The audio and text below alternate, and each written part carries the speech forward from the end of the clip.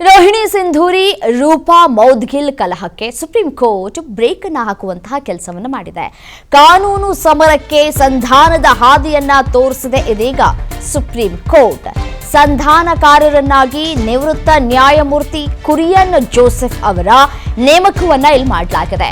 ನ್ಯಾಯಮೂರ್ತಿಗಳಾದ ಸತೀಶ್ ಚಂದ್ರ ಶರ್ಮಾ, ನ್ಯಾಯಮೂರ್ತಿಗಳಾದ ಸಂಜೀವ್ ಸಚ್ದೇವ್ ಅವರ ಪೀಠ ಈ ಒಂದು ಮಹತ್ವದ ಆದೇಶವನ್ನ ಹೊರಡಿಸಿದೆ. ಕರ್ನಾಟಕದ ಇಬ್ಬರು ಪ್ರಭಾವಿ ಮಹಿಳಾ ಅಧಿಕಾರಿಗಳಿಗೆ ಸಂಧಾನದ ಸಲಹೆಯನ್ನ ಕೂಡ ನೀಡಲಾಗ್ತಾ ಇದೆ. ಐಎಎಸ್ ಅಧಿಕಾರಿ ರೋಹಿಣಿ ಸಿಂಧೂರಿ, ಐಪಿಎಸ್ ಅಧಿಕಾರಿ ಡಿ ರೂಪಾ ಮೌದ್ಗಿಲ್ ಇಬ್ಬರೂ ಪರಸ್ಪರ ವೃತ್ತಿ ಜೀವನವನ್ನ ಹಾಳು ಮಾಡಿಕೊಳ್ತಾ ಇದ್ದಾರೆ.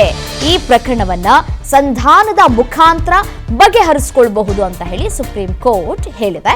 ವೃತ್ತಿ ಜೀವನ ಹಾಳು ಮಾಡ್ಕೊಳ್ತಾ ಇದ್ದಾರೆ ರೋಹಿಣಿ ಮತ್ತು ಸಿಂಧೂರಿ ಮತ್ತೆ ರೂಪಾ ಕಲಹಕ್ಕೆ ಇದೀಗ ಸುಪ್ರೀಂ ಕೋರ್ಟ್ ಬ್ರೇಕ್ ಹಾಕುವಂತಹ ಕೆಲಸವನ್ನ ಮಾಡ್ತಾ ಇದ್ದಾರೆ. ಕೂತು ಬಗೆಹರಿಸಿಕೊಳ್ಳುವಂತಹ ಒಂದು ವಿಚಾರ ಇದು. ಸೊ ಹಾಗಾಗಿ ಇಬ್ಬರ ನಡುವೆ ಸಮಾನತೆ, ಸಮನ್ವಯ ಎಲ್ಲವೂ ಕೂಡ ಬೇಕಾಗತ್ತೆ. ಸೊ ಹಾಗಾಗಿ ಇಬ್ಬರು ಅಧಿಕಾರಿಗಳನ್ನ ಕೂರಿಸಿ ಸಂಧಾನ ಮಾಡುವಂತಹ ಕೆಲಸಗಳು ಯಶಸ್ವಿ ಆಗತ್ತಾ ಕಾದ್ ನೋಡಬೇಕು.